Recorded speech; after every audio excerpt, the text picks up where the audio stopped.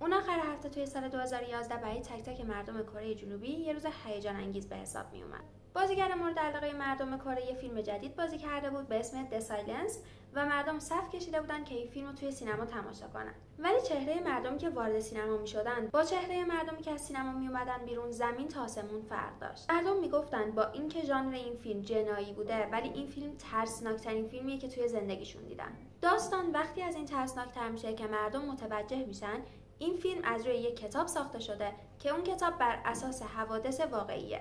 و صبر کنین، از این ترسناکتر هم میشه چون این فیلم فقط 30% حوادث واقعی رو تونسته پوشش بده. سلام قشنگای من صدفم و امروز قراره دستتون رو بگیرم و با خودم ببرمتون به کره جنوبی. اما نه اون کره جنوبی که همتون میشناسین. اون روز صبح آقای کیم ها سانگ مثل هر روز از خواب بیدار میشه و اصلا دلش نمیخواسته بره سر کار. از نظر خودش و تمام آدمایی که آقای کیم رو میشناختن، شغل آقای کیم کریپی ترین شغل دنیا بوده. چرا؟ مگه آقای کیم چه شغلی میتونسته داشته باشه؟ بذارین بهتون بگم. آقای کیم راننده اتوبوس مدرسه شبانه روزی اینهوا بوده. خب این که کریپی نیست، به خودی خود نه. اما 2 تا دلیل داشته. 1. این مدرسه دور از شهر بوده و همیشه یه فضای مه‌آلودی داشته به خاطر اینکه کوهستانی بوده، در منطقه کوهستانی ساخته بودنش. و دلیل دوم اینه که بچه‌های این مدرسه با بچه‌های تمام مدرسه‌های دنیا متفاوت بودن. ازتون میخوام چشاتون رو ببندین و به حیات یه مدرسه فکر کنین. بچه‌ها دارن میدوئن، بازی میکنن، خوشحالن، خوراکی میخورن. اما نه، بچه‌های مدرسه اینهوا به هیچ عنوان این شکلی نبودن. آقای کیم میگه احساس می‌کردی روح این بچه‌ها رو از بدنشون کشیدی بیرون و الان با یه سری زامبی سر و کار داری. این بچه‌ها نه اونقدر میخندیدن، نه بازی میکردن، هیچ کار خاصی انجام نمیدادن. و بدتر از همه، از یه جایی به بعد آقای کیم متوجه یه سری کبودی روی بدن این بچه‌ها شده بود. اولش فکر کرده بود اوکی، احتمالاً قلدرای مدرسه این بلا رو سرشون آوردن. اما این کبودی روی بدن بچه‌های بزرگ جثه مدرسه هم دیده میشد. این یعنی قلدرا نمیتونستن این کارو کرده باشن. بعدش میگه اوکی، احتمالاً خانواده‌هاشون این بچه‌ها رو کتک میزنن. اما اکثر این بچه‌ها به خاطر معلولیتشون توی این مدرسه بودن و این مدرسه با خونه‌شون خیلی فاصله داشته. 90% بچه‌ها شبا توی خوابگاه میموندن و حتی آخر هفته‌ها هم خونه نمیرفتن. پس این کار والدین بچه‌ها هم نمیتونست باشه. بعد با خودش میگه اوکی، احتمالاً معلما بچه‌ها رو تنبیه میکنن، چون قبل از سال 2000 این یه اتفاق عادی توی کره جنوبی به حساب میومده. اما این کبودی‌ها و زخم‌ها جدی بودن. اینطوری نبوده که معلم مثلا با خطکش اومده زده رو دست این بچه. نه، اینا کبودیایی بودن که نشون میداده اون بچه ساعت‌ها داشته کتک می‌خورده. تا اینکه یه روز آقای کیم شجاعتش رو جمع میکنه و از اون دختر بچه 9 ساله‌ای که جلوی اتوبوس نشسته بوده سوالش رو میپرسه. عزیزم، میشه بپرسم دستت چی شده؟ هیچی آقای کیم. تکلیفمو توی خوابگاه جا گذاشته بودم، به خاطر همین معلممون کتکم زد و بعد بهم دست زد. آقای کیم خشکش میزنه ولی داره فکر میکنه خب حتما اون دست زدنی که تو ذهن این بچه است با اون دست زدنی که توی ذهن منه متفاوتن. از بچه میپرسه منظورت چیه که بهت دست زد؟ یعنی چی که معلمم بهم دست زده؟ بهم دست زد دیگه، اون پایین تو شلوارم. آقای کیم خشکش میزنه، اصلا نمیتونسته فرمون رو تکون بده. چرا؟ چون این بچه داشته با لبخند این حرفا رو میزده. یعنی انگار این بچه داشته در مورد یکی از معمول ترین اتفاقات زندگی صحبت میکرده. مثلا امروز رفتم خوراکی خوردم، امروز دست فلانی شکسته بود، امروز دوستم باهام بازی کرد. نه، به جای اینکه این حرفا رو بزنه با همون تون و همون لبخند داشت میگفت یکی از معلمای مدرسه‌اش بهش دست درازی کرده. آقای کیم تمام سعیشو میکنه و جلوی بچه هیچی نمیگه تا اون بچه رو خجالت زده نکنه. اما شروع میکنه از بقیه بچهای مدرسه سوال کردن و میبینه که تجربیات بقیه بچهای مدرسه هم دقیقاً همینه. مسلماً اولین کاری که انجام میده اینه که بدو بره پیش پلیس. اما پلیس به هیچ عنوان قرار نبوده حرفای آقای کیمو جدی بگیرن، به خاطر اینکه آقای کیم از نظرشون یه راننده معمولی بوده و دلیلی نداشته بخواد در مورد مسئولین و معلمای مدرسه بد صحبت کنه. بعدش چیکار میکنه؟ توی هشیگی که اون هفته داشتن راجع به این موضوع صحبت میکنه. اگه نمیدونین هشیگ چیه، توی فرهنگ کره جنوبی بعضی از روزا کارمندای یه شرکت دور هم دیگه جمع میشن، با هم غذا میخورن، نوشیدنی میخورن و با هم دیگه وقت میگذرونن. آقای کیم این موضوع رو توی هشیگ اون هفته مطرح میکنه و از خدا میخواسته فقط یه نفر که از آقای کیم موقعیت اجتماعی بالاتری داره کمکش کنه. اما یکی از معلما ظرف سوپ سنگی که جلوش بوده رو برمی‌داره و میکوبه توی سر آقای کیم. سر آقای کیم میشکنه، شروع به خونریزی میکنه. بعد وقتی زنگ میزنن اورژانس بهش میگن که اگه در مورد این موضوع با کسی صحبت کنی قراره بکشیمت. بعدش آقای کیم میره پیش معاون مدرسه. به معاون مدرسه میگه که چی شنیده و بعد معاون مدرسه خیلی ریلکس میگه مگه تو راننده اتوبوس نیستی؟ پس رانندگی تو کن. و تهدیدش میکنه که اگه بخواد پی این موضوع رو بگیره قراره اخراجش کنه. الان قراره در مورد یکی از مزخرف‌ترین چیزایی که توی کره وجود داره باهاتون صحبت کنم. توی کره جنوبی اگه تو اخراج بشی هیچ کاری ندارن به چه دلیلی اخراج شدی. به ما چه که اخراج شدی چون می‌خواستی دخترای بیگناهو از دست یه سری متجاوز نجات بدی. نه، تو به سیستمی که توش کار می‌کردی ضرر زدی. اون سیستم به خاطر تو آسیب دیده و الان دیگه اسمت رفته توی یه لیست سیاه و قرار نیست دیگه هیچ جایی بهت کار بدن. و آقای کیم زن و بچه داشته و اگه قرار بوده این شغلش رو از دست بده هیچ جای دیگه ای نمیتونسته کار پیدا کنه، پس چاره ای نداشته به جز اینکه توی اون مدرسه بمونه و به شغل کریپیش ادامه بده. البته به هیچ عنوان این شکلی نبوده که آقای کیم هیچ کاری نکنه. تمام سعیشو میکرده حداقل اون تایم که بچه‌ها توی اتوبوسش هستن بچه‌ها رو خوشحال نگه داره، باهاشون صحبت کنه، باهاشون بازی کنه و میره یه سری دفتر سیاه میخره و خاطرات تک تک بچه‌ها رو توش مینویسه. و من الان قراره خاطراتی که طی این 20 سال آقای کیم توی دفترش نوشته رو براتون تعریف کنم. اما این فقط بخشی از خاطراته و باید بهتون بگم که این خاطرات اصلا خاطرات عادی نیستن. پس اگه روحیه حساسی دارین یا حس میکنین سنتون پایینه، مشکلات قلبی دارین، لطفاً این ویدیو رو نگاه نکنین. بچه‌های مدرسه از آخر هفته ها متنفر بودن. چرا؟ همه بچه‌ها که عاشق آخر هفته‌ن، عاشق اینن که مدرسه نرن، با دوستاشون وقت بگذرونن. اینا هم که تو خوابگاه بودن، رسما یک عالمه بچه شبیه خودشون اونجا بوده. نه، بچه‌های مدرسه شبانه روزی اینهوا آخر هفته ها حتی اگه تابستون بود تمام لباسایی که با خودشون برده بودن رو هم میپوشیدن، بعد میرفتن توی تختشون، ملافشون رو روی صورتشون میکشیدن و بعد آرزو میکردن که اون شب هیچ اتفاقی براشون نیفته. اگه بچه‌ها خوش شانس بودن فردا صبحش بیدار میشدن و هیچ اتفاقی براشون نیفتاده بود. اما متاسفانه بعضی از بچه‌ها که بدشانس بودن اون شب صدای باز شدن در اتاقشون رو میشنیدن و بعد یه آدمی وارد تختشون میشد و یکی یکی بهشون تجاوز میکرد. تمام بچه‌ها یه صدای آروم از اون شخصی که داشت بهش تجاوز میشد میشنیدن، به خاطر اینکه متجاوزشون با بالش روی صورت این بچه‌ها رو میپوشون و تمام بچه‌ها دقیقاً میدونستن اون آدم کیه و داره چه بلایی سر بقیه بچه‌ها میاره. اما تنها کاری که میتونستن بکنن این بود که خودشون رو به خواب بزنن و بعد خدا کنن که نفر بعدی نباشن. و این اتفاق اینطوری نبوده که فقط توی خوابگاه بیفته. یه کلاسی داشتیم به اسم کلاس فیلم. آخر هفته یکی از مسئولین مدرسه برای بچه‌ها فیلم میذاشت و بعد در حالی که بقیه بچه‌ها داشتن اون جلو فیلم میدیدن، دست هر دختری رو که دلش می‌خواست میگرفت، میبرد آخر کلاس و بعد جلوی تک تک بچه‌های مدرسه بهش تجاوز میکرد. حالا شاید فکر کنین این مسئله فقط آخر هفته ها اتفاق میافتاده. نه. توی این مدرسه یه نفر بوده به اسم منحرف و تک تک بچه‌ها میدونستن اگه توی راه رو با منحرف چشم تو چشم بشن کارشون دیگه تمومه. دیگه هیچ کس نمیتونه اینا رو نجات بده. و این دقیقاً اتفاقیه که برای همین ناشنوا میفته. منحرف همین رو توی راه رو میبینه و بعد بهش میگه بیا بریم تو دفترم. همین اصلا دلش نمیخواسته بره اما خب مجبور بوده، کاری نمیتونسته بکنه. منحرف مدیر مدرسه بوده. منحرف دست همین رو میگیره میبره توی دفترش، بعد همین رو به دفتر بوده، یعنی پشتش به در بوده و خب همین ناشنواست، هیچی نمیتونه بشنوه. به خاطر همین داشته دعا میکرده که اتفاق بدی براش نیفته و صدای قفل شدن در رو نمیشنوه. بعدش منحرف یه کنترل از جیبش در میاره و تلویزیونی که گوشه دفترش داشته رو روشن میکنه. همین خشکش میزنه. بچه‌ها منحرف داشته توی تلویزیون برای یه بچه 11 ساله یه فیلم خشن بزرگسالان پخش میکرده. و وقتی میگم فیلم بزرگسالان دیگه خودتون میدونید دارم در مورد چی صحبت میکنم. همین میترسه، پشتشو میکنه که بتونه از در فرار کنه، ولی میبینه هم در قفله، هم منحرف شلوارشو از پاش در آورده و روی انگشتش اینطوری داره میچرخونتش. 15 ساعت تموم به همین 11 ساله تجاوز میشه و این همه چی نبوده. منحرف بعد از کاری که با همین میکنه همونطوری بدون لباس همین رو به صندلی دفترش میبنده و بعد بچه‌ها همونطوری همین رو پیدا میکنن، چون میخواسته این دختر 11 ساله درس عبرت بشه برای بقیه بچه‌ها. تجاوز تنها اتفاقی نبوده که توی این مدرسه میافتاده.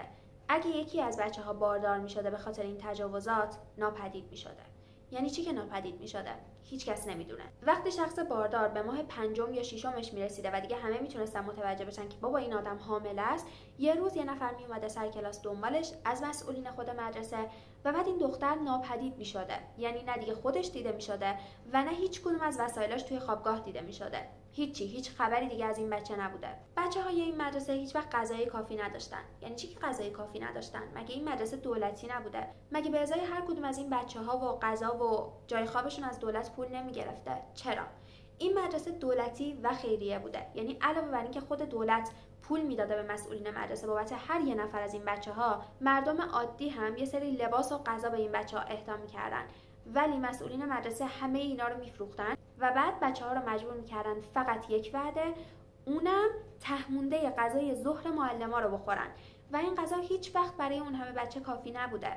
بچه‌ها مجبور بودن با همدیگه دعوا کنن سر غذا و مسلماً هیچ وقت غذای کافی به بچه‌های کوچیک‌تر نمی‌رسیده.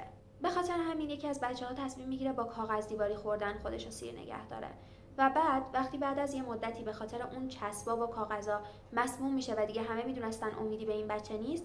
یکی از مسئولین مدرسه این بچه رو میبره رو پشت بوم، هولش میده پایین و بعد به خانواده‌اش میگن که این بچه کرده.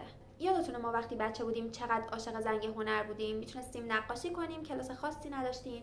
بچهای مدرسه اینهو از زنگ هنر متنفر بودن. معلم هنر بچه‌ها رو میذاشته پایین و بعد دست دختری که دلش می‌خواسته رو میگرفته با خودش میبرده یه کلاس خالی و بعد اونجا بچه‌ها رو کاملا برهنه می‌کرده، بچهای 9-10 ساله رو از روشون نقاشی می‌کشیده و بعد در همین حین بهشون تجاوز می‌کرده. داستانای این مدرسه خیلی زیادن. متاسفانه این بچه‌ها خیلی آسیب دیدن، خیلی مورد کتک و تجاوز واقع شدن و من نمیتونم تک تک این داستانا رو براتون تعریف کنم. اما آخرین داستانی که میخوام براتون بگم داستان یه دختری به اسم سویون کم شنوا بوده. اون روز وقتی معاون مدرسه‌ش رو توی راه رو میبینه، معاون مدرسه بهش میگه که باید باهاش بیاد توی دفترش چون قراره به خاطر نمره‌های پایینش توبیخش کنه. سویون خوابگاهی نبوده، هر روز برمیگشته خونه و خیلی خوشگل بوده. سویون واقعا زیباست، ولی سویون به خاطر اینکه شبا میرفته خونه از بلاهایی که توی اون مدرسه سر بچه‌ها میومده بیخبر بوده. اونجا سویون داشته با خودش فکر می‌کرده که اوکی، معاون مدرسه خواستتم به خاطر نمره‌های پایینم، حتما قراره 2 تا داد سرم بزنه، یه سری تکلیف اضافه بهم بده و همین دیگه، کار خاص دیگه‌ای که قرار نیست باهام انجام بده. اما برخلاف اون چیزی که فکر می‌کرده، معاون مدرسه به سویون تجاوز می‌کنه و بعد بچه‌ها $2 میندازه روی سر سویون و بعد بهش میگه تو قیمتت همینه. مسلما سویون میره پیش مدیر مدرسه و بهش میگه چه اتفاقی افتاده و بعد میگه تو مگه رئیس اون آقا نیستی؟ خب اخراجش کن. اما به نظرتون مدیر مدرسه یا همون منحرف سویون چی میگه؟ دستشو میزنه رو سینه‌اش، میگه سویون تو دیگه بزرگ شدی، 11 سالته، وقتشه یاد بگیری آدما رو ببخشی، وقتشه بالغانه رفتار کنی. این رفتاری که الان داری خیلی بچگونه است. آخه کی میاد به خاطر تجاوز به بقیه چغالی کنه؟ یاد بگیر بزرگ شی. ماجرای سویون همینجا تموم نمیشه متاسفانه، به خاطر اینکه معاون مدرسه به بهونه کلاسای ریاضی رایگان سویونو میکشیده توی خونش و بعد وقتی اعضای خانواده‌اش، بچه‌هاش و زنش داشتن بیرون شام می‌خوردن، معاون مدرسه به خاطر کلاس آموزشی داشته تو اتاق خواب به سویون تجاوز می‌کرده و این اتفاق 5 یا 6 بار برای سویون افتاده.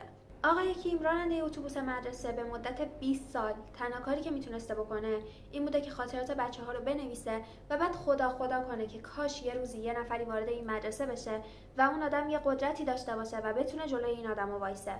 و بالاخره بعد از 20 سال این اتفاق میفته. برعکس بقیه معلما که مجبور بودن توی مدرسه اینها کار کنن، آقای معلم جی که توی فیلم همون نقش اصلیمونه، عاشق کار کردن با بچه‌های معلول بوده. واقعا دلش می‌خواسته این شغل رو بگیره و اون روز خیلی خوشحال بوده.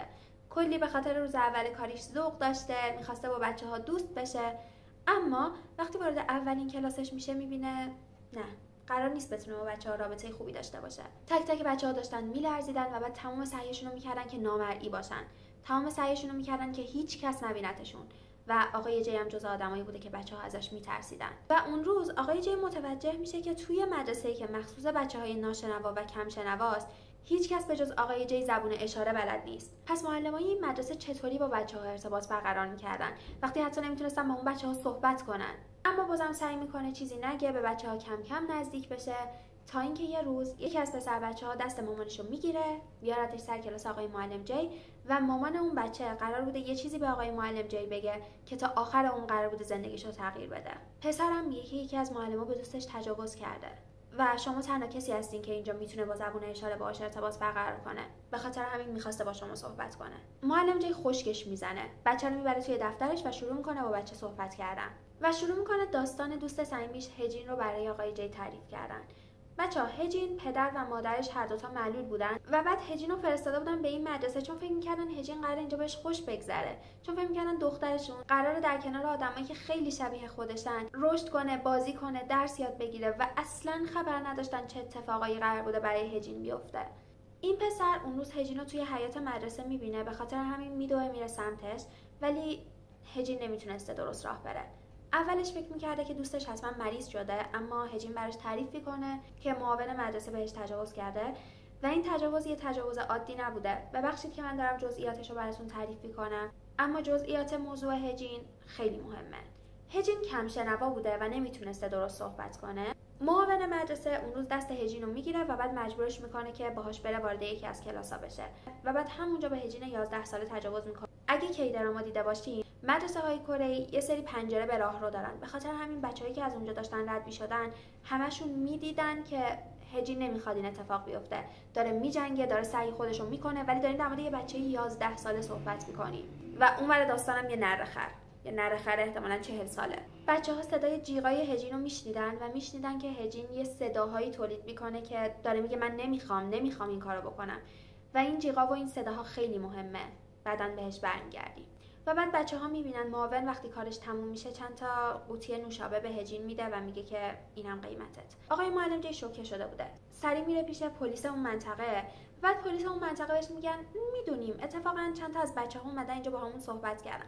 بچه‌های کرولالن دیگه، میشناسیشون که عادتشونه دروغ بگن. یعنی چی که عادتشونه دروغ بگن؟ شاید اینجا براتون سوال شده باشه که چرا بچه‌ها به خانواده‌هاشون حرفی نمی‌زدن. به خاطر اینکه مسئولین مدرسه بهشون گفته بودن کوچکترین حرفی به خانواده‌هاشون بزنن اونا رو می‌کشن. دقیقاً مثل بچه‌هایی که حامله می‌شدن. آقای جی اینجا میدونسته که باید دنبال مدرک بگرده. به خاطر همین میره سراغ پرستار مدرسه. این مدرسه 2 تا پرستار داشته و اگه پرستار این دختر رو معاینه می‌کرده متوجه می‌شده که به این بچه تعارض شده. آقای جی رفته پیش پرستار مدرسه که یه خانومه، داره بهش میگه که چه بلایی سر بچه‌ها اومده و بعد پرستار مدرسه میگه یه کاریش میکنم. یعنی چی که یه کاریش میکنم؟ باید بچه رو معاینه کنی، باید مدرک به من بدی. بعد پرستار مدرسه بچه رو معاینه میکنه، بچه‌ای که اونقدر وحشیانه بهش تجاوز شده و بعد میگه نمیدونم، دقیق نمیشه گفت بهش تجاوز شده یا نه. آقای جی اینجا متوجه میشه که دست پرستارای مدرسه هم با مسئولین مدرسه توی یک کاسه است. به خاطر همین میره سراغ معلما و معلمین مدرسه عالی بودن. وقتی آقای جی میرفته سراغشون اینطوری بودن که آقای جی داشته میگفته چه اتفاقی افتاده و معلما اینطوری بودن که راستی بهت گفته بودم فلان بچه نمرش پایین شده. آقای جی هی اصرار میکنه، هی براشون تعریف میکنه و بعد معلمین مدرسه میگن ببین آقای جی، تو تازه واردی و تا حالا با بچه‌های کرولال کار نکردی. این بچه‌ها همونقدری که غذا میخورن دروغ میگن، همشون دارن دروغ میگن. ما توی این مدرسه خیلی خوب با بچه‌ها رفتار میکنیم. شاید براتون سوال شده باشه خب چرا معلمای مدرسه سکوت کرده بودن؟ چرا کمک آقای جی نمیکردن؟ به خاطر مافیای مدرسه اینهوا. مافیای مدرسه اینهوا یعنی چی؟ بذارین بهتون بگم. پدر خانواده مدرسه رو تأسیس کرده بوده و بعد همسرش یعنی مادر خانواده معاون مؤسس مدرسه بوده. بعد پسر بزرگشون شده بود مدیر مدرسه، پسر دومشون معاون مدرسه و پسر سومیه شده بود معلم هنر. خواهرزادشون مسئول خوابگاه‌های مدرسه بود و بعد برادرزنش هم یه مسئولیت مهمی داشت. یعنی رسما یه خانواده داشتن این مدرسه رو اداره می‌کردن و تک تک معلما می‌دونستن اگه شکایت کنن و اخراج بشن دیگه هیچ جا نمیتونن کار پیدا کنن. و معلمی توی اون زمان شغل رویایی توی کره به حساب می اومده، برای اینکه حقوقشون خوب بوده، درآمدشون خوب بوده، شغلشون هم از نظر خودشون آسون بوده و هیچ کدومشون نمیخواستن این شغل رو از دست بدن. به خاطر همین هیچ کس به حرف آقای جی گوش نمیکنه. اما آقای جی قرار نبوده بذاره از حق این بچه‌ها سوء استفاده بشه. پا میشه میره سراغ مدیا، چند تا مصاحبه انجام میده، حتی با ام بی سی مصاحبه میکنن و اینجاست که کم کم برای مسئولین مدرسه داشته بد میشده. چرا کم کم؟ بذارین بهتون بگم. پدر و مادر بچه‌ها که الان دیگه میدونستن چه بلایی سر بچه‌هاشون اومده بوده، جلوی در مدرسه تجمع کرده بودن و داشتن التماس میکردن پلیس یه کاری برای این بچه‌ها بکنه. و بعد یه سری دیگه از پدر و مادرها ساعت‌ها روی زانوهاشون میشستن به حالت تعظیم و چیکار میکردن؟ از مردم عادی میخواستن که بهشون کمک کنن. اما مردم عادی اون موقع میگفتن که از کجا بدونیم در این راست میگین؟ شاید بچه‌هاتون واقعا دارن دروغ میگن. بالاخره پلیس تصمیم میگیره یه کاری انجام بده و اون کار واقعا خیلی گنده بوده ها. یعنی فکر نکنین وقتی میگم تصمیم میگیره یه کاری انجام بده یه کار کوچولو انجام میده. نه، یه کار خیلی گنده انجام میده. به والدین بچه‌ها میگه برین مدرک بیارین. و این مدارک کجا بودن؟ همشون توی مدرسه بودن و هیچ کس اجازه نداشته وارد مدرسه بشه به جز مسئولین مدرسه. به خاطر همین والدین مدرسه خیلی میتونن مدرک جور کنن. هیچ مدرکی نمیتونن به دست بیارن. اما فشار رسانه کم کم داشته زیاد میشده. خبرنگارای ام بی سی میرن جلوی در معاون مدرسه و بعد معاون مدرسه با لباس زیر شورت پاش بوده پدسگ در باز میکنه، اینا رو راه میده تو و بعد بهشون میگه دیگه چی از جون من میخواین؟ من استعفا دادم.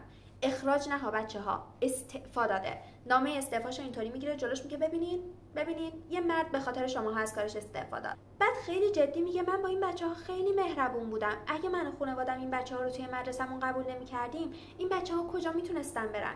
کی حاضر بود به این بچه‌ها درس یاد بده؟ درس.